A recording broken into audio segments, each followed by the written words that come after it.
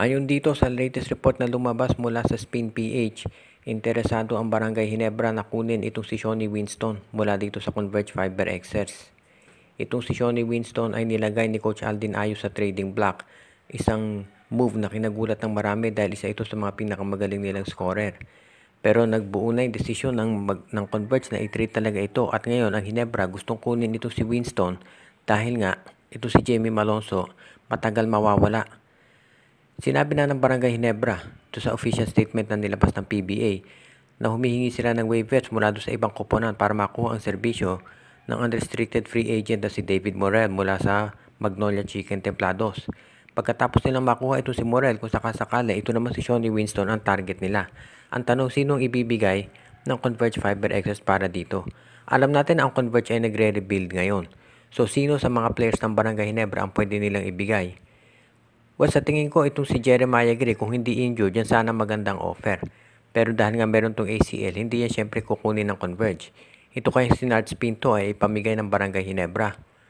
Sa tingin ko, medyo malabo din dahil ito si Nards Pinto, two-way player yan sa offense at defense. At sa tingin ko, hindi yan bibitawan ni Coach Tim Cone. Kaya sa tingin ko, walang ibang pwedeng ibigay ngayon ng Barangay Ginebra dahil ito si Pringle matanda na. Hindi na yung tatanggapin ng Converge. At tandaan natin, ang Converge ay hindi farm team. So, hindi yan basta-basta tatanggap ng mga bench players ng Barangay Ginebra. Actually, sa sitwasyon ngayon ng Barangay Ginebra, kahit si Sidney Onwubere at si Ralph Kua, hindi nila pwedeng i-trade dahil kulang sila sa big men. Kaya ang kinuha nila ito si David Morel.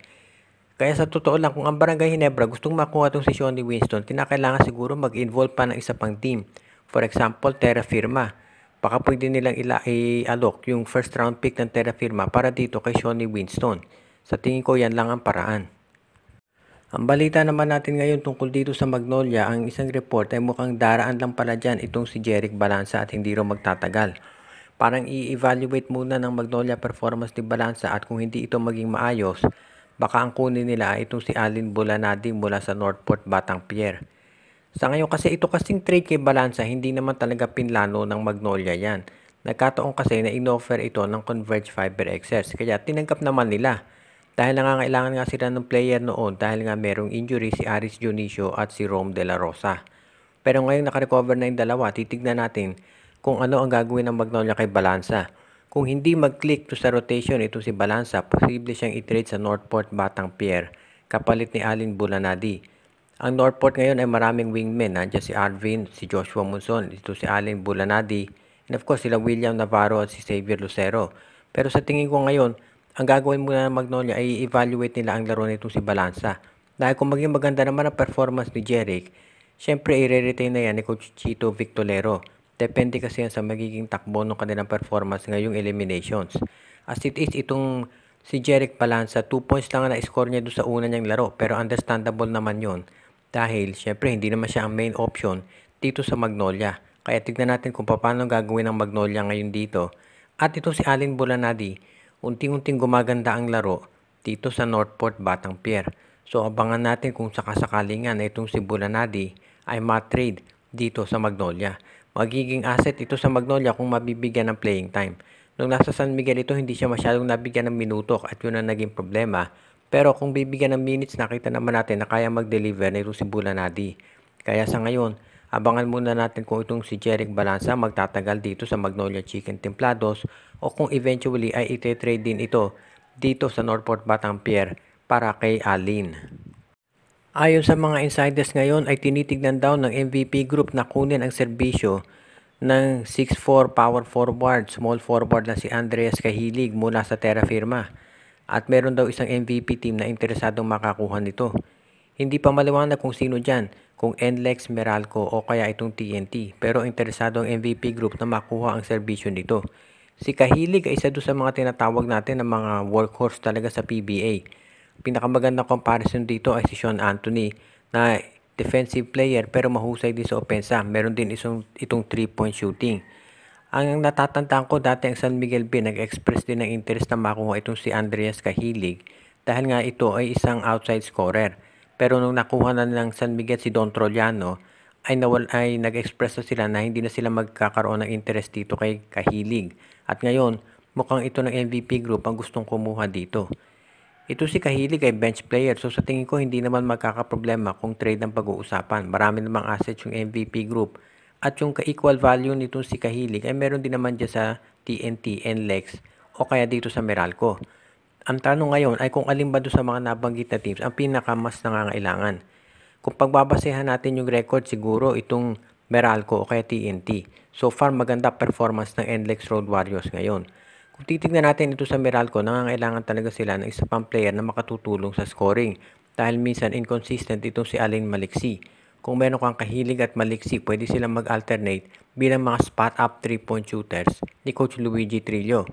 Sa panig naman ng TNT Tropang Giga, pwede rin siya doon na maging ka-alternate ni RR Pogoy doon sa small forward. O di kaya naman pwede itong mag-power forward kung small ball ang gusto ni Coach Chot Reyes. Kaya sa ngayon, titignan natin kung tatanggapin ng Terra Firma yung offer na to. Dahil syempre, karibal na grupo yan at gusto siguraduhin ng Terra Firma na hindi sila malulugi. Grabe ang ginawa ng San Miguel Beer dito sa Converge Fiber XRs. Kung titignan niyo yung final score, hindi kalakihan yung lamang nila pero hindi yun ang istorya. Noong first half kasi, tumikit ang Converge at actually nakalamang pa sila nung halftime. 43 points lang ang na-score ng San Miguel. Pero pagdating ng third quarter, naka 51 points ang San Miguel Beer. Isipin din nyo yan. Nung first half, 43 points lang ang na-score nila. Nung third quarter, 51 points. Sa pangunguna nung 5 3-point shots ni Marcio Lassiter. Nanguna si CJ Perez sa scoring na mayroong 25 points. Naka-double figures din si Marcio, si Terence Romeo, si Junmar, si Don Trollano. At may contribution din sila sa iba pa nilang players. Hindi pa nga naglaro si Jericho Cruz dahil na meron siyang knee injury. Pero parang hindi ito kinailangan ng San Miguel Beer. Ang nangyari doon sa game na yon, napansin nga ni Coach George Gallen, katulad doon sa Terra Firma, naging mabagal na naman yung umpisa ng San Miguel Beer. At yan ang dahilan kung ba't itong Converge ay nakalamang. Hindi katulad ng game sa Terra Firma, nakarecover agad ng San Miguel Beer nung third quarter. At ang naging susi dyan, hindi na ito nakakagulat, ay binigyan nila ng bola si Junmar Fajardo. Kapag kay Junmar nagsisimula ang opensa ng San Miguel Beer, maganda nagiging takbo nito. Dahil simple lang ang magiging laro. Kapag one-on-one ang pagwardya kay Junmar, aatake siya dun sa basket, malamang makaka-score. Kung ido-double team nila si Fajardo, siguradong madilibre yung mga 3-point scorer. At ganoon nga ang nangyari. Every time dinouble team na convert si Junmar, open si Marcio, nakaka 3-point scoring. Kaya sa tingin ko yan ang naging advantage. At ang San Miguel Beer, ang susunod na kalaban ay ang Northport Batang Pier na galing sa 3 sunod na talo. So determinado yan na manalo ngayon. Kung ikaw ang San Miguel Beer, kailangan siguraduhin mo na huwag na yung mga slow start dahil mahirap kapag nakalamang ang Northport sa'yo. So sa ngayon yan ang aabangan natin kung ano ang gagawin ng San Miguel Beer para maiwasan yung mga slow starts na nangyayari dito sa mga recent games nila. Shoutout kay Joshua Giray, Espejo at Rosales family. Pinabati din natin si Joseph Pineda, Donald Santiago, RJ Bueno at Dalina family, Judy, Edwina, Shaina, Carl, Jaira at Jonah Villarosa, si Anthony Alon, Alexis Tederala, Junjun, Angie, Patpat at B-Boy Matas, Katsakino Dokusin, Jonald Malyari, Michael D, si Ronald Berbosidad. Pinabati din natin si Oji, Len, Gio at Gia Santillana at Tagle family, Judy, Edwina, Shaina, Carl, Jaira at Jonah Villarosa, si JJ Sibum, Edwin Carmona Jr., Ireneo Salangsang. Pinabati din natin si John Ray Marquesuela, Romeo Conchada, si Jason Mendoza, Dexter Domer, pati na rin ang iba pa nating mga tagapakinig katulad nila Rico Olarte.